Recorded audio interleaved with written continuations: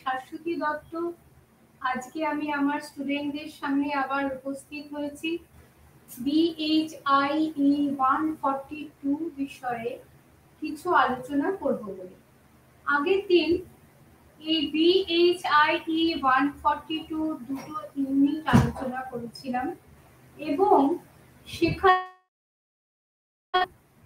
যে কিভাবে টোকুগাওয়া শোগুনের পতন হলো। এই টোকুগাওয়া শোগুন পিরিয়ডের সময় আমরা কি দেখেছি, যে শোগুনরা ছিল প্রকৃত শাসক আর এই মিজি বা সম্রাটরা ছিল পাপেট বা নিয়মতান্ত্রিক শাসক।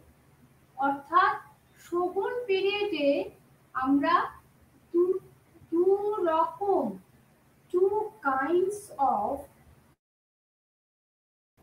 political heads, একজন হচ্ছে নিয়মতান্ত্রিক, আরেকজন প্রকৃত শাসক। এই নিয়মতান্ত্রিক শাসক ছিলেন সম্রাট, প্রকৃত শাসক ছিলেন শোগুন। কিন্তু নিজের পুনঃস্থাপনের মাধ্যমে সম্রাটের হস্তে প্রকৃত ক্ষমতা অর্পণ করা হলো, হস্তান্তরিত করা হলো এবং যে মর্যাদা শোগুন পিরিয়ডে সম্রাট হারিয়েছিলেন, সেই মর্যাদায় তাকে আবার পুনঃস্থাপিত করা হলো, নতুন করে তার মর্যাদা। যখন এরকম নতুন করে কাউকে আবার স্বমহিমায় প্রতিষ্ঠিত করা হয়, তখন সেটাকে বলা হয় পুনঃস্থাপন, অর্থাৎ রেস্টোরেশন।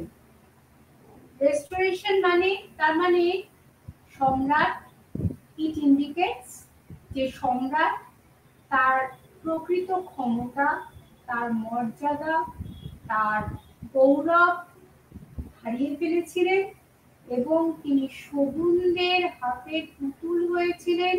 শোগুনরাই প্রকৃত ক্ষমতা পরিচালনা করত।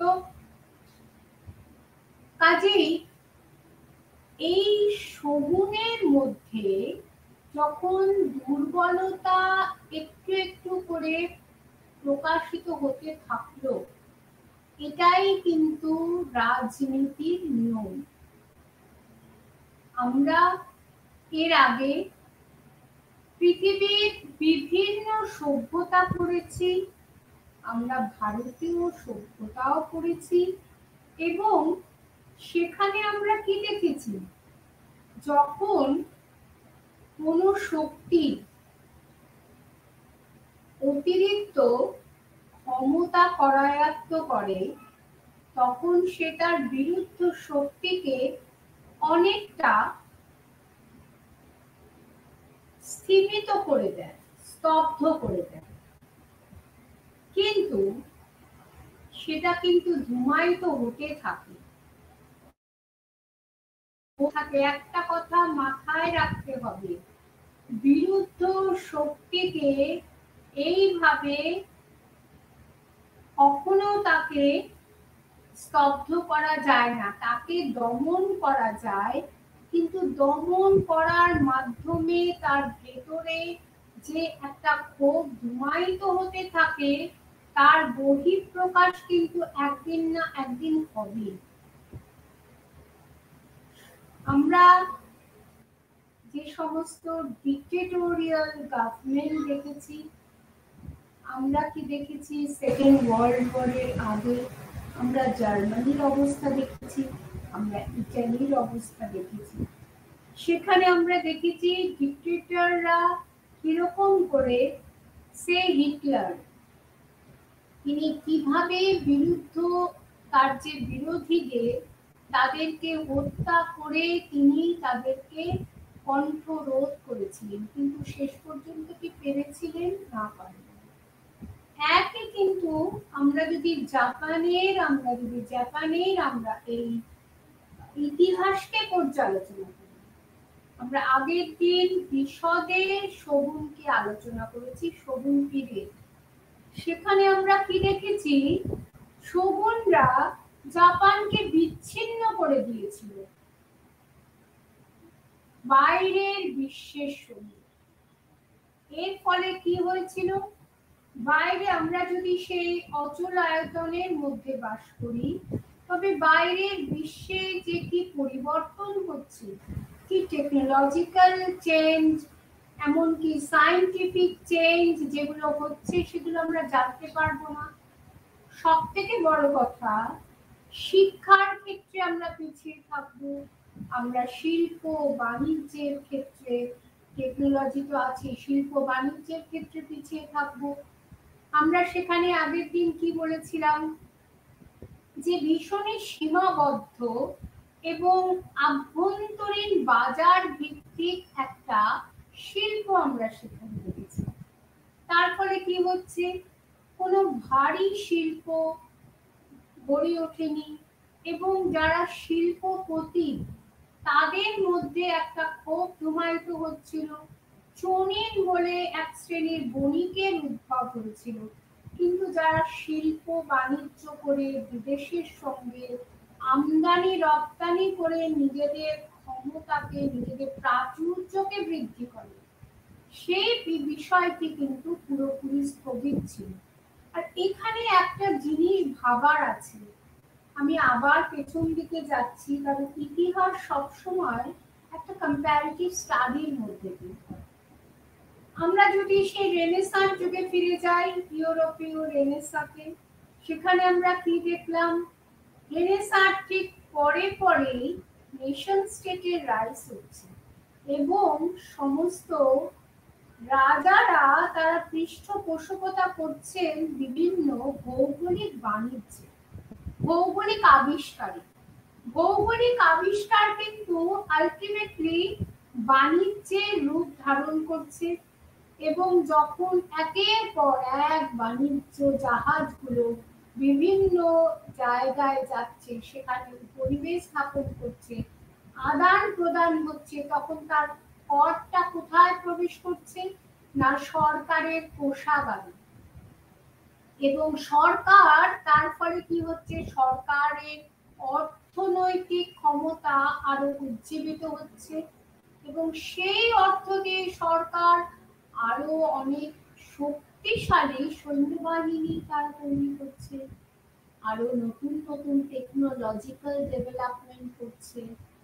কিন্তু শগুন পিরিয়ডে আমরা কি দেখেছি, সেখানে আমরা দেখলাম যেহেতু বিশ্বের সঙ্গে কোনো যোগাযোগ নেই, সেই কারণে কি হচ্ছে, তারা সব দিক থেকে পিছিয়ে রয়েছে, এবং শগুনের সেইভাবে কিন্তু বাণিজ্য থেকে কোনো আর্থিক লাভ হয়নি। যা কিছু কৃষিজাত দ্রব্যকে বিক্রয় করে তার থেকে যা অর্থ, সেই অর্থই মানুষকে যেটুকু উজ্জীবিত করেছে, বা সরকারি কোষাগারকে যেটুকু উজ্জীবিত করেছে। মানে এক কথায় সেখানে আমরা দেখতে পাচ্ছি এই শগুন পিরিয়ডে একটা সামন্ততান্ত্রিক ব্যবস্থা। যখন পুঁজিবাদ তৈরি হয় না, শিল্প বাণিজ্য তৈরি হয় না, তখনই আমরা বলবো সেখানে একটা ফিউডালিস্টিক একটা ইকোনমিক স্ট্রাকচার, অর্থাৎ একটা সামন্ততান্ত্রিক একটা অর্থনৈতিক একটা ব্যবস্থা, সেখানে সামাজিক অর্থনৈতিক ব্যবস্থা সেখানে বিদ্যমান। এইরকম অবস্থায় আমরা আগের দিন এটা বলেছি যে বিদেশি শক্তি শগুনের উপরে সমানে চাপ সৃষ্টি করছিল, প্রেসারাইজ করছিল, to open the door for their coming, তারা যাতে প্রবেশ করতে পারে জাপানে, এবং উপকূলবর্তী যে বন্দরগুলো আছে সেগুলো যাতে তাদের জন্য উন্মুক্ত করে দেওয়া হয়, এবং তাদের নৌবাহিনীকে যাতে যথেষ্ট ক্ষমতা দেওয়া হয়, সিকিউরিটি দেওয়া হয়, এক্সট্রা টেরিটোরিয়াল রাইটস দেওয়া হয়। এটা কি না, যদি তাদের নাবিকদের কেউ কোনো অন্যায় করে জাপানে, তবে জাপানি আইনে তাদের শাসন করা বা শাস্তি দেওয়া যাবে না। তাকে শাস্তি দেবে সে যেই দেশের অন্তর্গত সেই দেশের আইন। এই এক্সট্রা টেরিটোরিয়াল যে রাইটস, সেটাও তারা আদায় করে নিতে চাইছিল। এখানে আরেকটি বিষয় বলার আছে, জাপান কিন্তু ভারত যেমন দীর্ঘ বছর ব্রিটিশ উপনিবেশ ছিল এবং অত্যাচারিত হয়েছে, এবং দীর্ঘ সংগ্রামের মধ্য দিয়ে ভারত স্বাধীনতা লাভ করেছে। সেই একই অবস্থা কিন্তু আমরা চায়নার ক্ষেত্রে বা চীনের ক্ষেত্রে দেখেছি। চীনেও কিন্তু বিভিন্ন সময়ে বিভিন্ন ইউরোপীয় শক্তি সেখানে তাদের প্রভাব বিস্তার করেছিল, এবং তার মধ্যে ব্রিটেন তো 1 নম্বর ছিল। কিন্তু সেই অর্থে জাপান কিন্তু কোনোদিনই কোনো বিদেশি শক্তির উপনিবেশে পরিণত হয়নি বা রূপান্তরিত হয়নি।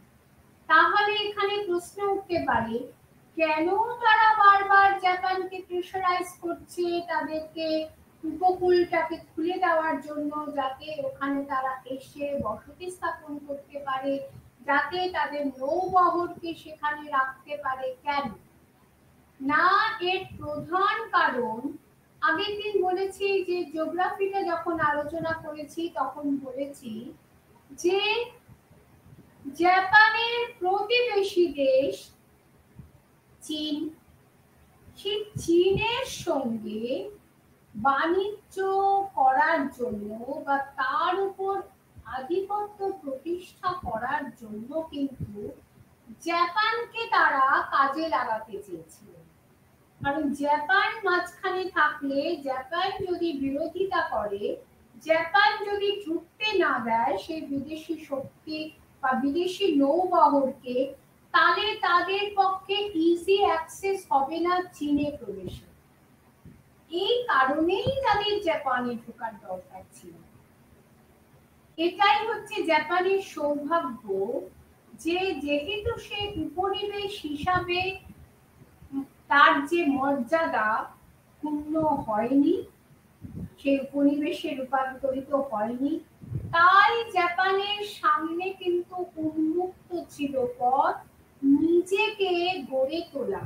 এবং সেই কারণেই আমরা দেখেছি এই মিজি পিরিয়ডে এবং শোগুন পিরিয়ডের শেষের দিকেও কিছুটা হতো, যে কিভাবে জাপান আস্তে আস্তে উন্নতির পথে এগিয়ে গেছে, শিল্প বাণিজ্যিক উন্নতির পথে, এবং শিক্ষা সংস্কার হয়েছে, অর্থনৈতিক সংস্কার হয়েছে, কৃষি সংস্কার হয়েছে।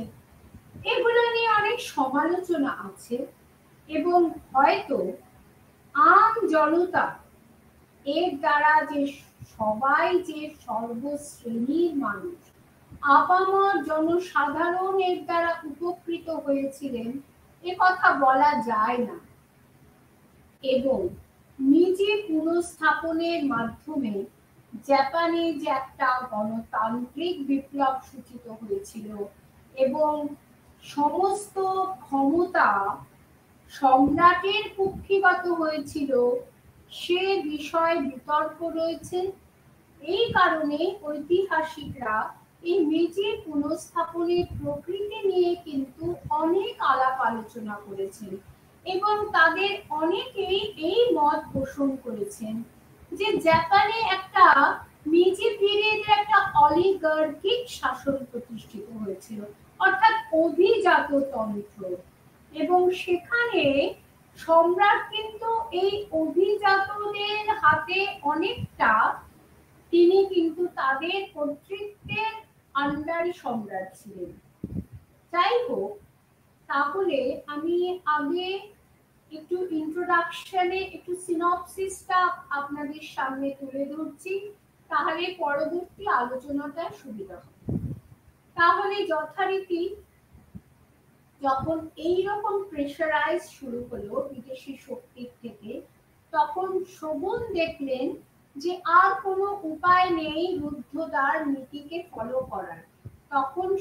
তখন রাজি হলেন এবং সেই মতো কমোডর পেরি জাপানে এলেন এবং শোভনের সঙ্গে আমেরিকার একটা চুক্তি হলো, দুটো চুক্তি হয়েছিল এবং আমেরিকা যেই মাত্র পদার্পণ করলো জাপানে, একে একে ব্রিটেন, ফ্রান্স, হল্যান্ড, রাশিয়া তারাও কিন্তু একের পর এক চুক্তি করতে শুরু করলো। কিন্তু এইবারে যে বিরোধী পক্ষ, যারা এতদিন শোভনের সমালোচনা করেছে যে শোভন পিছিয়ে পড়া, শোভন রুদ্ধদ্বার নীতি গ্রহণ করেছেন, তাদের মধ্যে আবার চারটি সম্প্রদায়, সাতসুমা, চুসি, তোসা, হিজেন, এরা পরিচিত ছিল রাজতন্ত্রের সপক্ষ দলগুলো। এরা তখন একটা আন্দোলন শুরু করলো সন্নু জয়ী, অর্থাৎ সম্রাটকে ফিরিয়ে আনো এবং বিদেশিদের বিতাড়িত। কিন্তু তাদেরকে আমল না দিয়ে শোভন কিন্তু এদের সঙ্গে সন্ধি করলেন, চুক্তি করলেন, কারণ তারা শোভন বোঝাতে চাইলেন যে এই পাশ্চাত্য শিক্ষা টেকনোলজিকে নিয়ে এটাকে তারা বিদেশি শক্তির বিরুদ্ধেই অ্যাপ্লাই করবে।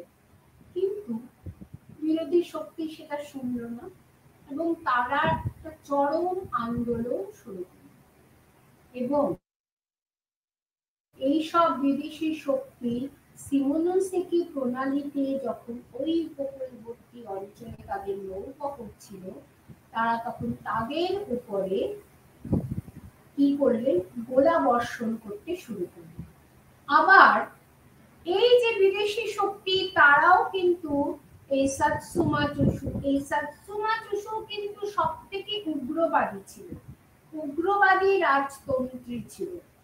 তো তাদের যে সমস্ত নৌবহর ছিল তাদের উপরেও তারা গোলাবর্ষণ শুরু করে এবং এই রকম অবস্থাতে এই যে বিদ্রোহীরা যারা রাজতন্ত্রের সপক্ষে, তারা কিন্তু কিছু বিদেশিকে, বিশেষ করে ব্রিটিশ একজন মাননীয় ব্যক্তিকে তারা হত্যা করল। তখন পরিস্থিতি আরো খারাপ হলো এবং তারা তখন ক্ষতিপূরণ চাইলেন, ব্রিটেন তখন ক্ষতিপূরণ চাইলেন। আর এই সময় কিমো, যিনি তখন সম্রাট ছিলেন, তিনি বললেন ইমিডিয়েটলি এই বিদেশিদের বিতাড়িত করতে হবে এবং তার সঙ্গে যে সমস্ত রাজতন্ত্রী যে সমস্ত পক্ষ ছিল, সাতসুমা, চুসু, তোসা, হিজেন, এরাও তার সঙ্গে যোগ দিল এবং এইরকম পরিস্থিতিতে যোশিনোবু, যিনি শেষ শোগুন ছিলেন, তিনি তার ক্ষমতাকে স্বেচ্ছায় তিনি অর্পণ করলেন সম্রাটের। কিন্তু তাতে কিন্তু এই বিরোধী শক্তি বিশেষ খুশি হলো না। তারা শোগুনের রাজপ্রাসাদ আক্রমণ করল এবং ঘোষণা করল যে শোগুনতন্ত্রের অবসান হলো এবং সম্রাটের পুনঃস্থাপন হলো। এই যে ঘটনা, এই ঘটনায় কিন্তু মেজি পুনঃস্থাপন বলে পরিচিত। তাহলে এই মেজি পুনঃস্থাপনের মধ্য দিয়ে কি হলো, বিভিন্ন ঐতিহাসিক বলছেন যে এই মেজি পুনঃস্থাপনের মধ্য দিয়ে সম্রাটের একটা একচ্ছত্র অধিকার প্রতিষ্ঠিত হলো। তিনি ইয়োডোতে তার রাজধানী স্থানান্তরিত করলেন এবং এই ইয়োডো টোকিও নামে পরিচিত। এই ঐতিহাসিকরা এবার যখন আলোচনা করছেন, তারা তখন বলছেন যে এই যে মেজি সংস্কার বা পুনঃস্থাপন, এই ক্যারেক্টারটা কি? এই ক্যারেক্টারটা কি না, কেউ বলছেন যে এটা সামন্ততন্ত্রের অবসান ঘটিয়ে একটা বিপ্লব সৃষ্টি করলো, গণতান্ত্রিক বিপ্লব। আবার কেউ বলছেন যে না, এখানে কোনো গণতান্ত্রিক আদর্শের আমরা কোনো পরিচয় পাচ্ছি না। ঐতিহাসিকদের মধ্যে আমরা বিসলের নাম পাচ্ছি, তাকাহাশির নাম পাচ্ছি, ক্রেইগের নাম পাচ্ছি, হলের নাম পাচ্ছি, ইত্যাদি বিভিন্ন ঐতিহাসিকরা তারা বিভিন্ন দৃষ্টিভঙ্গি থেকে দেখেছেন যে না, আমরা এখানে কি দেখছি, তারা বলছেন যে সামন্ততন্ত্রের অবসান ঘটালো মেজি পুনঃস্থাপন, কিন্তু প্রকৃত কি সামন্ততন্ত্র বুঝলো? কারণ সামন্ততন্ত্রের যে বড় শত্রু কৃষক বিদ্রোহ, এই কৃষকরা কিন্তু নিজেদের সপক্ষে থেকেই কিন্তু শোভনদের বিরুদ্ধে বিদ্রোহ করেছিল, কিন্তু নিজেই তারা এসে সেই কৃষকদেরকেই তারা কি করছেন, তাদের এই আন্দোলনকে তারা নির্মমভাবে সেই আন্দোলনকে তারা বন্ধ করছেন, স্তব্ধ করছেন। এবং তাহলে আমরা কি দেখতে পাচ্ছি যে অনেকটা পুঁজিবাদের, মার্ক্সবাদের ঐতিহাসিকরা বলছেন যে পুঁজিবাদের অস্তিত্ব আমরা সেখানে দেখতে পাচ্ছি। সাধারণ মানুষের যে অধিকার প্রতিষ্ঠা, সেটা কিন্তু সেই অর্থে নেই। এবং আরেকটা কি বলছে, এই মেজি পুনঃস্থাপনের মধ্যে দিয়ে একদিকে যেমন শোভনের বিরুদ্ধে আন্দোলনের মধ্য দিয়ে সামন্ততন্ত্রের অবসান করা হলো, তেমনি এই যে বিদেশিরা আমাদের দেশকে আক্রমণ করবে, এই যে একটা ভীতি, এই ভীতির প্রতিক্রিয়া স্বরূপ কিন্তু মেজিরা, অর্থাৎ এই মেজি যুগে সংস্কারকরা, তারা কিন্তু জাপানকে আরো শক্তিশালী করবার পথে তারা এগোলেন। মানে একটা জিনিস আমরা দেখতে পাচ্ছি যে এই মেজি যুগে অনেক রকম সমালোচনা থাকলেও অর্থনৈতিকভাবে কিন্তু জাপান অনেকটা অগ্রগতির পথে এগিয়ে গিয়েছিল। এবং সেখানে আমরা দেখতে পাচ্ছি যে বিদেশি এক্সপার্ট নিয়ে এসে সেখানে ভারী শিল্প প্রতিষ্ঠা করা এবং সেখানে শিক্ষার সংস্কার করা, সেখানে প্রতিনিধি সভা অর্থাৎ পলিটিক্যাল অর্ডারটা কিরকম হবে, সংবিধান কিভাবে তৈরি হবে, ইত্যাদি বিভিন্ন বিষয়ে কিন্তু এই মেজি যুগে আমরা দেখতে পাচ্ছি একটা বিশেষ একটা সদর্থক ভূমিকা গ্রহণ করা হয়েছিল। কিন্তু এই যে আমরা বলছি সামন্ততন্ত্রের অবসান, কিরকম ভাবে সামন্ততন্ত্রের অবসান হচ্ছে না, আপেক্ষিকভাবে আমরা দেখছি যে দাইমুরা, যারা বিরাট ভূসম্পত্তির মালিক ছিলেন শোগুন পিরিয়ডে, সেই দাইমুরা প্রথমে কিন্তু সবাই কিন্তু নিজেদের জমি দেননি। তারা ঠিক হয়েছিল যে প্রত্যেকটা জমিদারিতে সম্রাটের একজন রিপ্রেজেন্টেটিভ থাকবে, কিন্তু তাতেও দেখা গেল সামন্ততন্ত্রের বিলোপ সাধন সম্ভব হলো না সম্পূর্ণভাবে। তখন কি করা হলো, তখন জোর করা হলো, প্রেশারাইজ করা হলো এই দাইমুদের যে আপনারা আপনাদের জমিদারি সরকারের কাছে হস্তান্তর করুন। সেই মতো তারা সরকারের কাছে জমিদারি হস্তান্তর করলো, তাতে তারা যথেষ্ট লাভবান হলো, তাদের পুনর্বাসনের ব্যবস্থা হলো। কিন্তু সব থেকে ক্ষতিগ্রস্ত হলো সামুরাইরা। এই সামুরাই বা যে সৈন্যবাহিনী, সামরিক, যেটা আগের দিন আমরা সামুরাইদের কথা বলেছি, সেই সামুরাইদের যে সমস্ত তারা যে ভাতা পেত, সেই ভাতা বন্ধ করে দেওয়া হতো, তাদের নানান রকম সুযোগ সুবিধা বন্ধ করে দেওয়া হলো। এর ফলে কি হলো, যে সামুরাইরা একসময় মেজিদের সাপোর্ট করেছিল, সেই সামুরাইরা কিন্তু আস্তে আস্তে মেজিদের বিরুদ্ধে বিদ্রোহ শুরু করলো, এবং তখন তাদের এই অসন্তোষকে মিনিমাইজ করার জন্য কিছু কিছু সংস্কার প্রকল্প গ্রহণের কথা চিন্তা করা হলো। কিন্তু সরকারের মধ্যে থেকে একদল বলল যে না, তাদের জন্য এত প্রকল্প করার দরকার নেই, তারা তো সৈন্য, তাদেরকে কোরিয়ার যুদ্ধে পাঠিয়ে দেয়। কিন্তু সেই কোরিয়ার যুদ্ধ আলটিমেটলি, এই যে আলোচনা, সেটা স্থগিত হলো। এরপরে কি হলো, যে মেজি যুগে এই সামুরাইদের অসন্তোষ তীব্র আকার ধারণ করে সেখানে কিন্তু সামুরাই বিদ্রোহ শুরু হলো। তাই এটা একটা সংকট মেজি পুনঃস্থাপনের ক্ষেত্রে। আর সম্রাট কিন্তু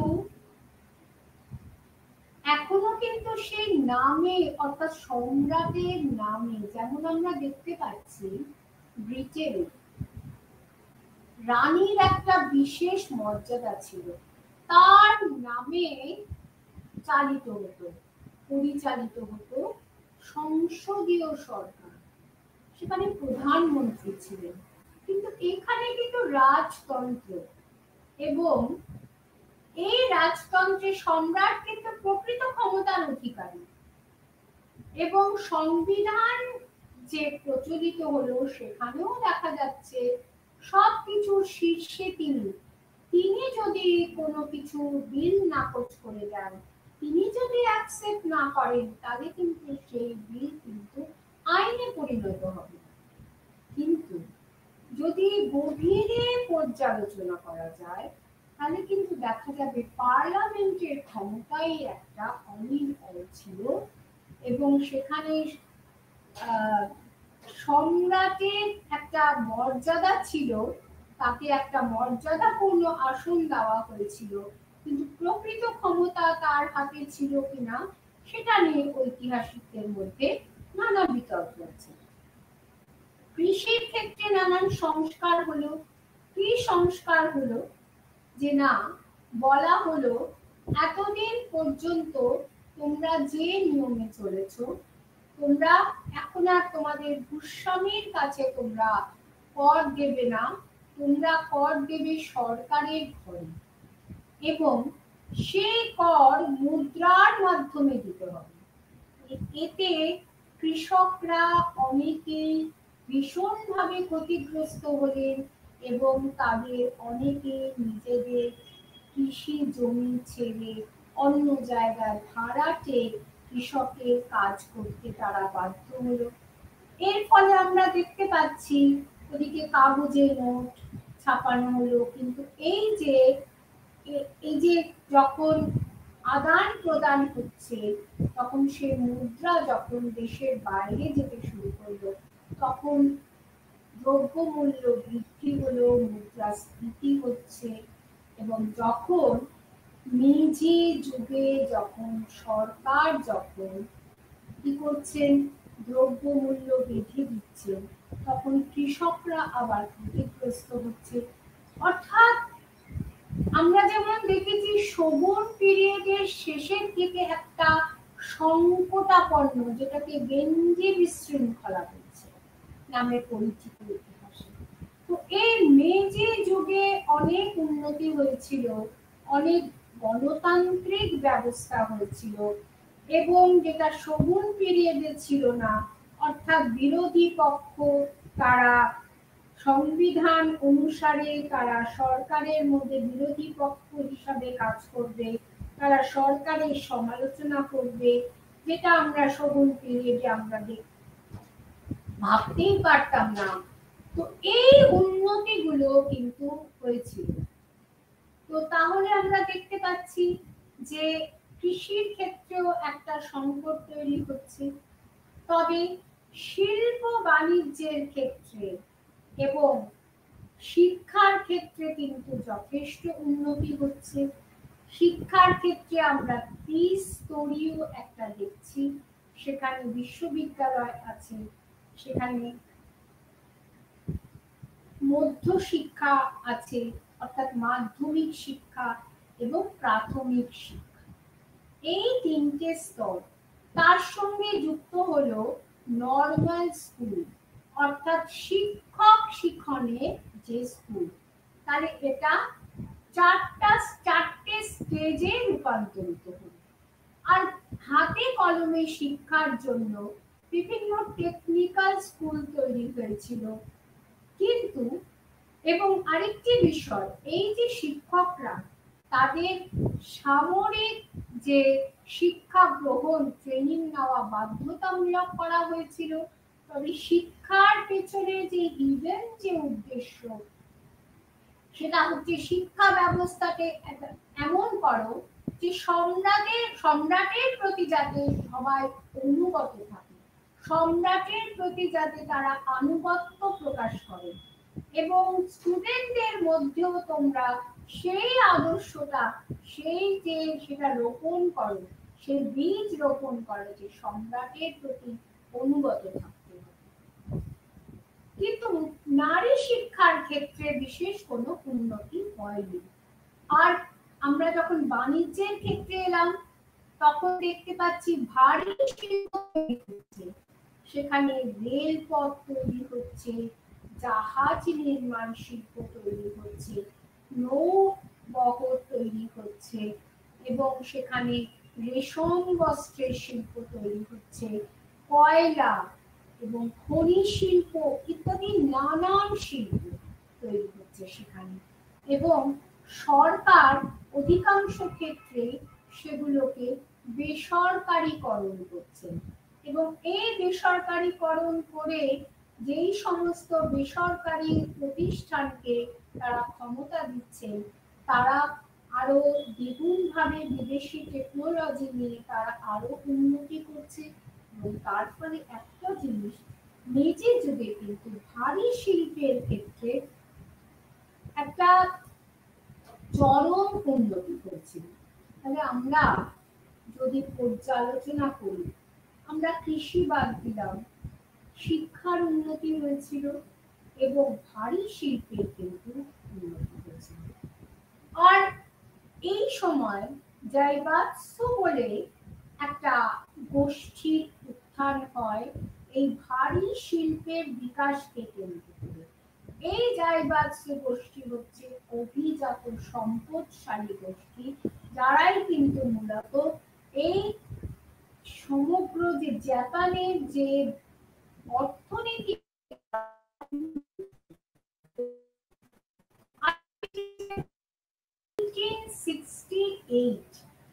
এই সময় থেকে যে একটা উত্থান শুরু হয়েছিল জাপানের, সেটা কিন্তু বজায় ছিল প্রায় 1920 খ্রিস্টাব্দ পর্যন্ত।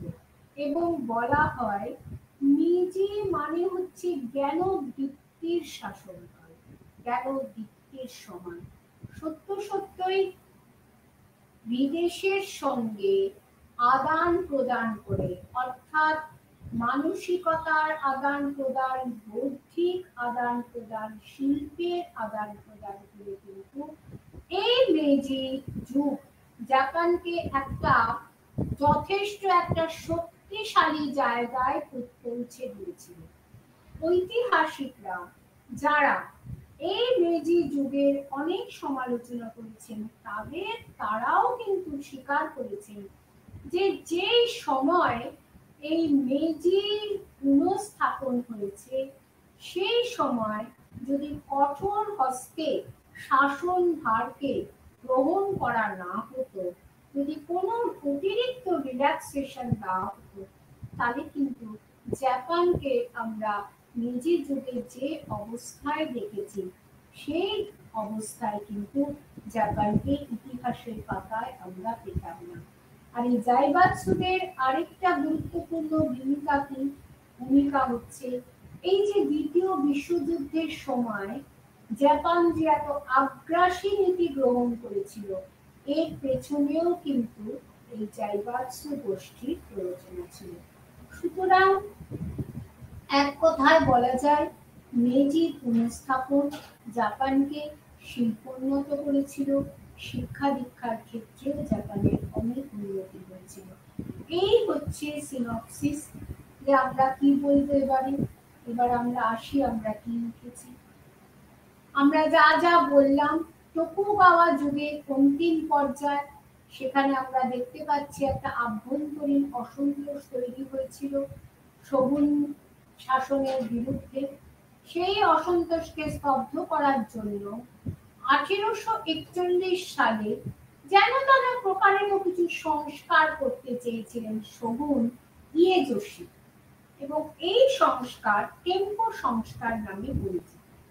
কিন্তু এই সংস্কার করেও কিন্তু তিনি বিদেশি আগমনকে প্রতিহত করতে পারেননি। 1852 খ্রিস্টাব্দে আমেরিকার কমোডর ম্যাথিউ গল ব্রেইন পেরি তিনি সরকারের আমেরিকান গভর্নমেন্টের যে ইনস্ট্রাকশন নিয়ে তিনি জাপানে আগমন করেন, এবং তখন তিনি কিছুটা ঘুরে ফিরে সেখানে জাপানিদের কোনো তোয়াক্কা না করে তিনি তার জাহাজে করে ঘুরে উপকূল ঘুরে তিনি চলে গেলেন, কিন্তু বলে গেলেন যে আমি আবার আসবো, অর্থাৎ একটা থ্রেট যে আমি আবার আসবো, এবং তোমরা যদি আমেরিকান গভর্নমেন্টের সঙ্গে তোমরা যদি সমঝোতা না করো তাহলে তোমাদের ভবিষ্যৎ ফল কিন্তু ভালো হবে। এবার তো শগুনের তো তারা তো যথেষ্ট অ্যালার্মিং মনে করলেন এই বিষয়টা। জাপানে তার তিনি আলাপ আলোচনা শুরু করলেন। জাপানে দুটো গোষ্ঠী ছিল, একটা গোষ্ঠী তারা চেয়েছিল বিদেশিদের সঙ্গে যোগাযোগ হোক, আরেকটা গোষ্ঠী চেয়েছিল বিদেশিদের সঙ্গে যোগাযোগ একদম না। এই জৈট গোষ্ঠী তারা চেয়েছিল বিদেশিদের সঙ্গে কোনো রকম যোগাযোগ না করতে, সেই রুদ্ধদ্বার নীতিতে গ্রহণ করতে। কিন্তু কাইকোকুচো গোষ্ঠী তারা এই সংযোগ স্থাপনের পক্ষপাতী ছিল। তা শেষ পর্যন্ত শগুন এই যে কাইকোকুচো গোষ্ঠীর কথায় মেনে নিলেন এবং জাপানকে উন্মুক্ত করে দিলেন। 1854 সালে পেরি আবার যুদ্ধ জাহাজ নিয়ে উপস্থিত হল। তখন শগুন সরকার পেরির সঙ্গে কানাগাওয়ার চুক্তি স্বাক্ষর করল, এবং এই চুক্তির অনেক শর্ত যেগুলো কিন্তু জাপানের পক্ষে খুব একটা অভিপ্রেত ছিল না, কিন্তু সেটা আমেরিকার পক্ষে তাদের ভেতরে ঢোকার পক্ষে সেটা একটা শুভ মুহূর্ত তৈরি করে দিয়েছিল বা একটা সুবর্ণ সুযোগ তৈরি করে দিয়েছিল। 1858 সালে এবার এলেন টাউনশেন্ড হ্যারিস, তার সঙ্গে আবার আরেকটা চুক্তি হলো শগুন সরকার। এরপরে একে একে আমেরিকা প্রবেশের পর থেকে ব্রিটেন, ফ্রান্স, হল্যান্ড, রাশিয়ার সঙ্গেও এক একটা করে চুক্তি স্বাক্ষরিত হলো।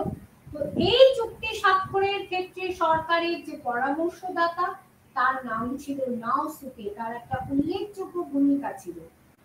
এই যে টোকুগাওয়া বিরোধী গোষ্ঠী সাতসুমা চোসু হিডেন তোষার নাম বলেছি, তারা তখন নাওসুকার বিরুদ্ধে তারা বিদ্রোহ করলেন, এবং এই বিদ্রোহীদের দমন করতে গিয়ে কিন্তু নাওসুকে তিনি নিহত হলেন। এবার কি স্লোগান উঠলো, যেটা আমি আগে বলেছি যে সৈন্য জয়ী, অর্থাৎ সম্রাটকে সমর্থন করো, বিদেশিদের বিতাড়িত করো, কারণ এই যে বিদেশিরা তারা সরকারের দেশের ক্ষতি সাধন করবে, দেশটাকে তারা লুট করবে, দেশটাকে তারা কবজা করবে। তো এই যে যারা এই যে বিশেষ করে এই যে চারটে গোষ্ঠী সাতসুমা চোসু, তারা ছিল আগে বলেছি তারা বেশি উগ্রবাদী, তারা বিদেশিদের ক্ষতি করলো, তাদের নৌবহরকে তারা গোলা বর্ষণ করলো, তার ফলে কি হলো তারাও বিদেশিরাও জাপানি নৌবহরকে ধ্বংস করলো। এবং কিন্তু তা সত্ত্বেও আমরা দেখছি বিদেশি বিরোধী প্রতিক্রিয়া চরমে উঠছে, এবং বিদেশিদের যৌথ আক্রমণে চৌসুদের উপকূলবর্তী ঘাঁটি ধ্বংস হচ্ছে। বাধ্য হয়ে সিমোনোসেকে প্রণালী বিদেশিদের কাছে উন্মুক্ত করে দিতে হচ্ছে। তো শগুনদের এই যে ঘটনাগুলো কি প্রমাণ করলো, তার শগুনদের যে বিদেশের সঙ্গে একটা সমঝোতা করেছে সেটা সঠিক, কিন্তু তাও তাদের পতন হলো। শোগুন যোশিনোবু 1867 খ্রিস্টাব্দে তার ক্ষমতা হস্তান্তর করলেন, সম্রাটের কাছে অর্পণ করলেন, কিন্তু তা সত্ত্বেও সাতসুমা চোসু নেতারা শোগুনের যে রাজধানী সেটা আক্রমণ করলো এবং তারপরে তারা সম্রাটের পুনঃপ্রতিষ্ঠার কথা ঘোষণা করলো এবং তারা মুৎসুহিতোকে তারা সম্রাট হিসাবে নিযুক্ত করলো এবং এই মুৎসুহিতো ইয়োদো বা টোকিওতে তার রাজধানী স্থানান্তরিত করলেন। এই 1868 থেকে 1912 একটা গৌরবজনক অধ্যায়। জ্ঞানোদ্দীপ্তের শাসন প্রতিষ্ঠিত হয়েছিল, সম্রাট তার গৌরব ফিরে পেয়েছিলেন।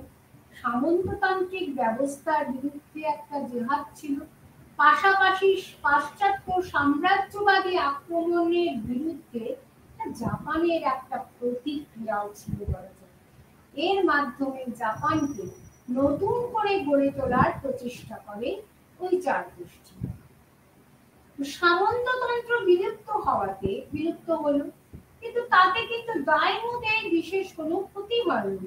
ক্ষতি হয়েছিল কাদের? সামুরাইদের, যেটা আমি আগেই বলেছি, তাদের খাতাকে হ্রাস করা হয়েছিল, অর্থনৈতিকভাবে তারা ক্ষতিগ্রস্ত হয়। মেইজিরা সামুরাইদের সরকারি কাজকর্মে এবং নতুন শিল্প উদ্যোগে নিয়োগ করতে সচেষ্ট, কিন্তু সেটা ফলপ্রসূ হয়নি, ফলে সামুরাইদের বিদ্রোহ তীব্র আকার ধারণ করে। কৃষির ক্ষেত্রে সংস্কার সাধন করার চেষ্টা হয় বলেছিলাম, আগে বলেছি, আলোচনা করি। কৃষকদের সরাসরি সরকারকে নগদ মুদ্রায় খাজনা দিতে হবে বলা হলো। তার ফলে তারা কর ভারে জর্জরিত হয়ে পড়ে, নিজের জমি ছেড়ে অন্যের জমিতে ভাড়াটে মজুরের কাজ করতে শুরু করলো। তাহলে আমরা কি দেখছি? বলা হলো মুখে সামন্ততন্ত্রের অবসান হয়েছে, কিন্তু সামন্ততন্ত্রের শত্রু কৃষক বিদ্রোহকেও তারা দমন করছে। তাহলে সেই অর্থে সামন্ততন্ত্রের বিনাশ হচ্ছে না। আর মেইজি যুগে শিক্ষা ব্যবস্থা কিছুটা উন্নতি করা হয়। ত্রিস্তর শিক্ষা ব্যবস্থা, প্রাথমিক, মাধ্যমিক, বিশ্ববিদ্যালয়ের শিক্ষা, পরে নর্মাল স্কুল যোগ করা হয়, অর্থাৎ শিক্ষক শিক্ষা, হাতে কলমে কাজ শেখা স্কুল বা সেমনগাক্কু। শিক্ষকদের সামরিক শিক্ষা ব্যবস্থা বাধ্যতামূলক ছিল। প্রত্যেক শিক্ষকের সম্রাটের প্রতি অনুগত থাকতে হতো এবং সেটা এই ভাবটা ছাত্রদের মধ্যে সঞ্চার করা বাধ্যতামূলক ছিল। আরেকটা কি, ধীরে ধীরে এই শিক্ষকদের সরকারি পদে অ্যাবজর্ব করে নেওয়া হলো, তাদের সরকারি কর্মচারী করে দেওয়া হলো, কিন্তু শর্ত যে সম্রাটের প্রতি অনুগত থাকতে হবে। অর্থনীতির ক্ষেত্রে মেইজি যুগে বেশ কিছু বাণিজ্য চুক্তি হয় জাপান বিদেশের সঙ্গে। এই ক্ষেত্রে অর্থমন্ত্রী মাতসুকাটার ভূমিকা ছিল অনন্য।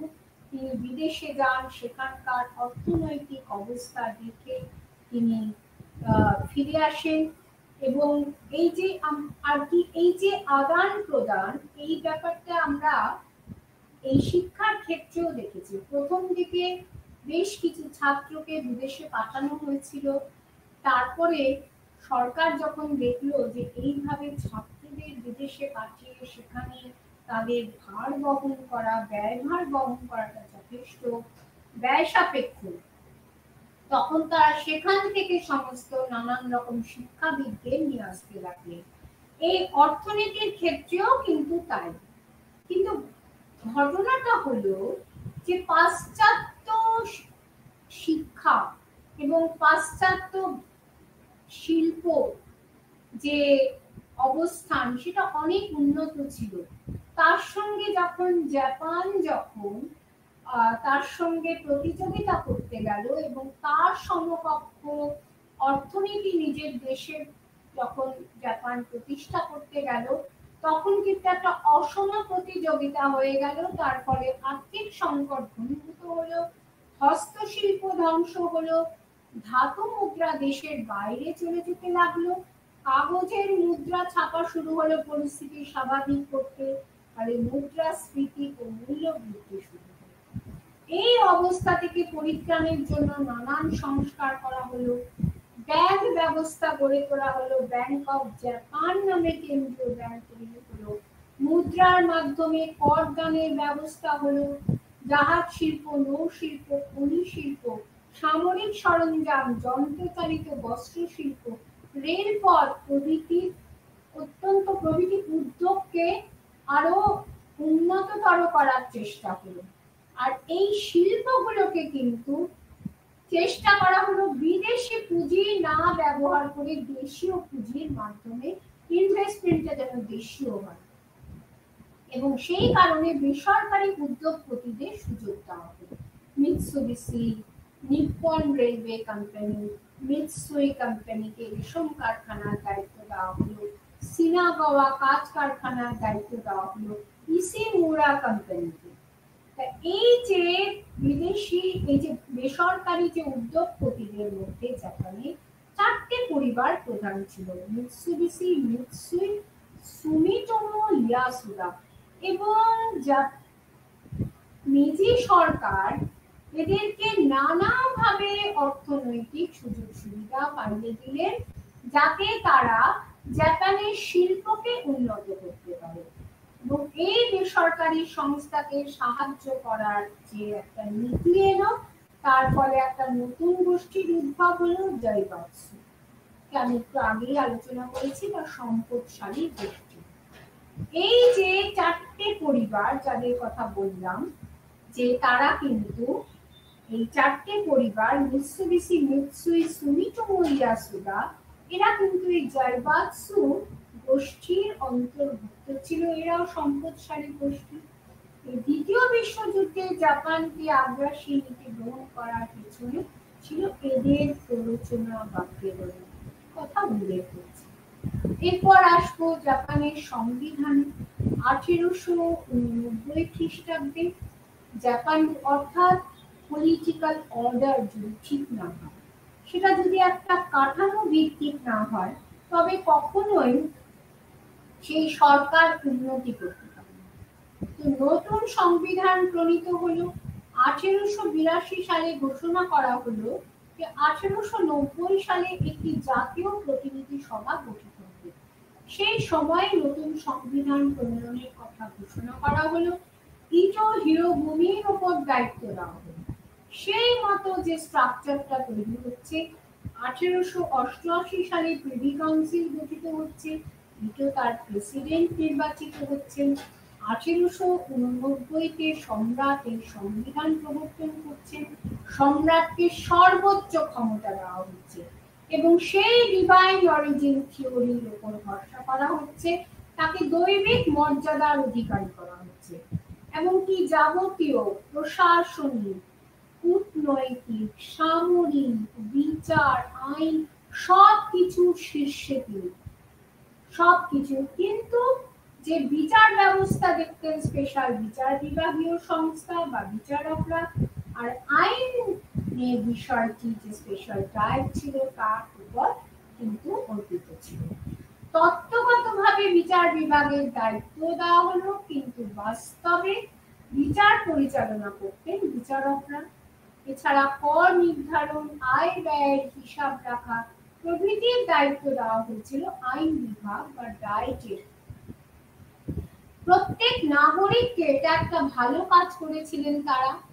সরকারি চাকরিতে যোগদানের অধিকার দিয়েছিলেন, তাদের স্বাধীনতার অধিকার, সম্পত্তির অধিকার, মত প্রকাশের অধিকার দেওয়া হয়েছিল। কিন্তু তার সঙ্গে সঙ্গে বলা হয়েছিল সেই অধিকার যেন দেশের আইনের মধ্যেই সীমাবদ্ধ থাকে। অর্থাৎ এখানেও কিন্তু একটা কন্ডিশন আরোপ করা হয়েছে, অর্থাৎ কোনটা দেশের আইনের বিরোধী হবে সেটাও কিন্তু সরকারই ঠিক করবে।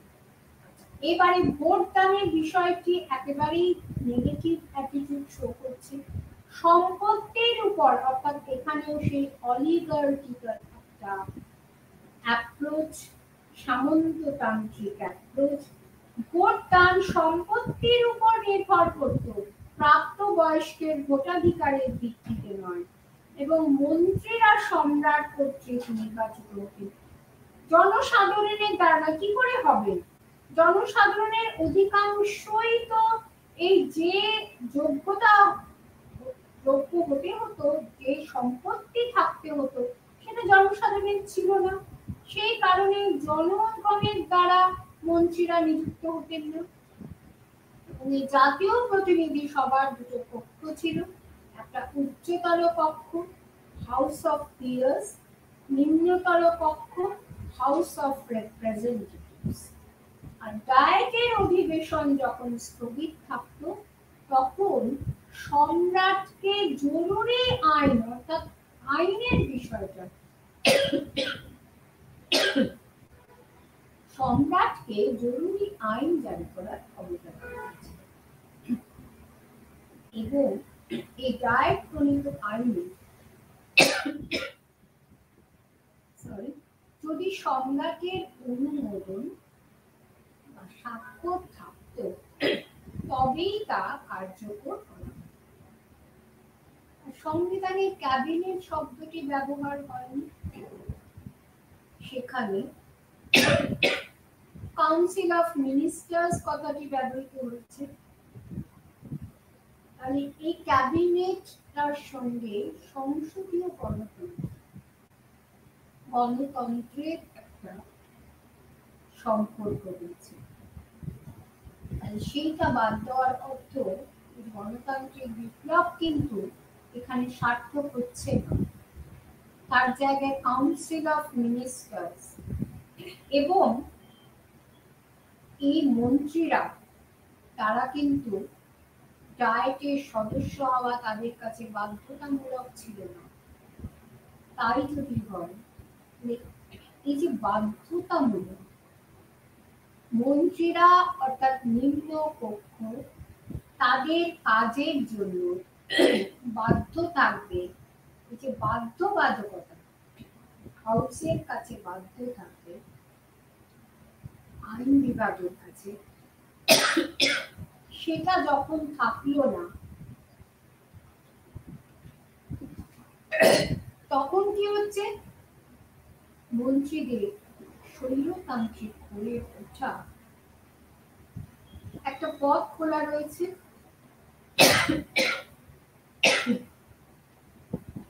সেই অর্থে আমরা যদি দেখি, আমরা যদি গভীরভাবে পর্যালোচনা করি তাহলে আমরা দেখতে পাবো কি, এই যে সংবিধান, সেই সংবিধানেও কিন্তু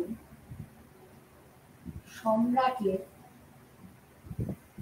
একচ্ছত্র ক্ষমতা কিন্তু প্রতিষ্ঠা করা হয়নি। যদি রাজতন্ত্র বলি, ওদের যেটা উদ্দেশ্য ছিল সম্রাটকে স্বমহিমায় প্রতিষ্ঠা করবে, সেই উদ্দেশ্যটা তাহলে সিদ্ধ হলো না, কারণ সম্রাট অনেকটা ছায়া হয়ে রইলেন আর কায়া কারা রইলেন এই যারা মন্ত্রীরা এবং যারা অভিজাতরা, তারাই কিন্তু মূলত শাসন ব্যবস্থাকে পরিচালিত করতেন। হ্যাঁ, এটা বলা হচ্ছে আমরা গণতন্ত্রের ক্ষেত্রে যা যা দেখতে পাচ্ছি সেটা হচ্ছে সম্রাটের সই ছাড়া কোনো বিল পাস হবে না, সেটা আইনে পরিণত হবে না, সবই ঠিক আছে, কিন্তু সম্রাটের দ্বারা মন্ত্রীরা নির্বাচিত হচ্ছেন, জনসাধারণের দ্বারা নয়। এখানেই তো গণতন্ত্রের যে বৈশিষ্ট্য তার সঙ্গে একটা বিস্তর যে একটা ব্যবধান সেটা তৈরি হয়ে যাচ্ছে। তাহলে মেইজি পুনঃস্থাপন, এটা যদি আমরা তার চরিত্রটা আলোচনা করি এবং এই পলিটিক্যাল অর্ডারটা যদি আমরা আলোচনা করি তাহলে আমরা কি দেখব, যে আমরা কি মূল্যায়ন করব, যে সেখানে কিন্তু অনেক সীমাবদ্ধতা ছিল। কি কি সীমাবদ্ধতা আমরা দেখতে পাচ্ছি? প্রথম সীমাবদ্ধতা হলো সামুরাইদের ক্ষেত্রে। যে সামুরাইরা যদি আমরা একটা একটা করে পয়েন্ট করি, যে সামুরাইরা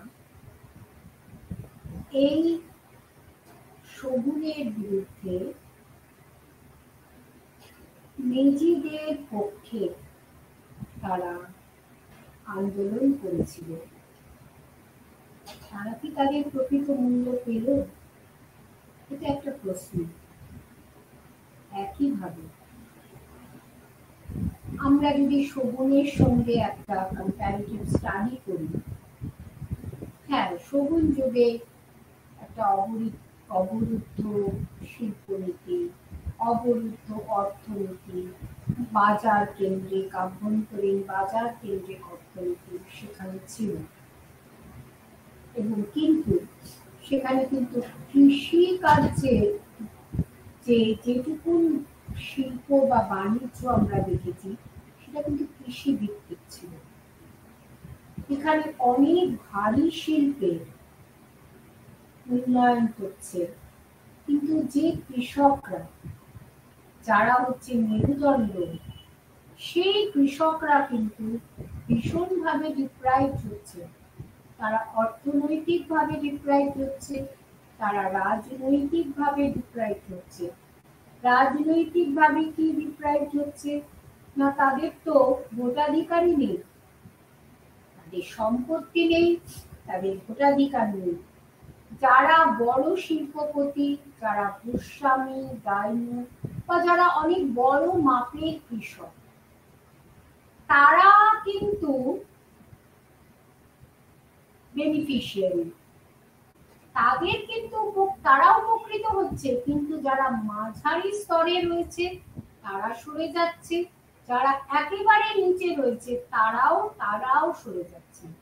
কারণ বিদেশের সঙ্গে বাণিজ্যের কারণে একটা ওপেন মার্কেট তৈরি হয়ে যাচ্ছে, তার ফলে যে ক্ষুদ্র কুটির শিল্প ধ্বংস হচ্ছে।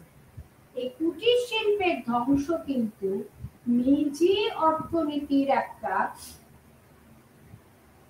নেগেটিভ সাইড, আমরা যদি মূল্যায়ন করি তার একটা নেগেটিভ সাইড। আর আমরা দেখতে পাচ্ছি ভারী শিল্পের অনেক, কিন্তু কৃষকরা যেখানে ভাড়াটে শ্রমিকে পরিণত হচ্ছে, সেখানে মানুষের মূল্য কোথায়? সেখানে গণতান্ত্রিক আদর্শের কোথায় তার মূল্যায়ন হলো? তো অবমূল্যায়ন হয়ে গেল। আর আমরা কি দেখছি, যদি আমরা রাজনৈতিক ভাবে দেখি, হ্যাঁ, সেখানে কিন্তু একটা ইতিবাচক দিক হচ্ছে, বিরোধীদের কণ্ঠ রোধ করা হয়নি শগুনদের মতো। কিন্তু সব থেকে বড় যদি আমরা এটা দেখি, সেটা কি দেখব, যে প্রাপ্তবয়স্কের ভোটাধিকারের ভিত্তিতে কিন্তু ভোট দান হতো না, হতো সম্পত্তির ভিত্তিতে। তাই যদি হয়, তাহলে তো রাজনীতিটা, যেটা অনেক ঐতিহাসিক সমালোচনা করেছেন, যেটা হচ্ছে অলিগার্কদের শাসন, এটা হচ্ছে অভিজাত মুষ্টিমেয় শাসন, অর্থাৎ সম্রাট কিন্তু মুষ্টিমেয় সম্রাট হয়ে রইলেন, তিনি কিন্তু জনগণের সম্রাট হয়ে উঠতে পারলেন না। এবং এই যে বেসরকারি উদ্যোগকে অতিরিক্ত উৎসাহ দেওয়া হলো, তার ফলে কি হচ্ছে, সরকারি যে আমরা কি জানি, যখন সরকারের অধীনে কোনো কিছু তখন কিন্তু কমন পিপল সেফ, কিন্তু যখন সেটা বেসরকারীকরণ হচ্ছে তখন কিন্তু বাজার কেন্দ্রিক একটা রিস্ক কিন্তু থেকে যাচ্ছে। যতক্ষণ সরকারের হাতে সমস্ত অতিরিক্ত শেয়ারটা থাকবে ততক্ষণ মানুষ সেফ। কিন্তু আমরা দেখতে পাচ্ছি যে এই সাধারণ কৃষকদের জন্য ব্যবস্থা না করে, তাদের কথা চিন্তা না করে, সামুরাইদের কথা চিন্তা না করে, এই যে বেসরকারি যে সমস্ত সংস্থা ছিল তাদেরকে অতিরিক্ত ভাবে তাদেরকে অর্থ সরবরাহ করা, তাদেরকে যত রকম সুযোগ সুবিধা দান করা, সেই যে নীতিটা নিল, হ্যাঁ, এর ফলে আমরা দেখতে পাচ্ছি যে ভারী শিল্পের যথেষ্ট উন্নতি হয়েছিল। কিন্তু যদি প্রদীপের নিচে নিচে যে অন্ধকারটা, সেই অন্ধকারটা কিন্তু থেকেই গেল। অন দা হোল আমরা অ্যাপারেন্টকে যদি মূল্যায়ন করি, মেজি যুগে জাপান শিল্পের দিক থেকে যথেষ্ট সুসংহত হয়েছিল, তার শিক্ষা ব্যবস্থা সুসংহত হয়েছিল এবং এই জাপানি ধাপে ধাপে উন্নতি করেছিল, যা দ্বিতীয় বিশ্বযুদ্ধের সময় গিয়ে একটা শক্তিশালী রাষ্ট্রে পরিণত হয়েছিল। কিন্তু আমরা যদি তার তলায় দেখি, কৃষকদের সংকট, সামুদায়িকদের সংকট, নারীরা তাদের প্রকৃত যে শিক্ষার অধিকার থেকে বঞ্চিত হয়েছিল, সাধারণ মানুষ ভোটাধিকার থেকে বঞ্চিত হয়েছিল। তাহলে আমরা যখন মেজি পুনঃস্থাপনে যখন মূল্যায়ন করব, তখন আমরা যেমন তার সদর্থক বিষয়গুলি আলোচনা করব, ঠিক ঐতিহাসিক দৃষ্টিভঙ্গিতে তার যে নেতিবাচক দিকগুলি আছে সেগুলিকেও কিন্তু আমাদের বিচার করতে হবে। এই বলে আমি আমার বক্তব্য এখানে শেষ করছি। নমস্কার।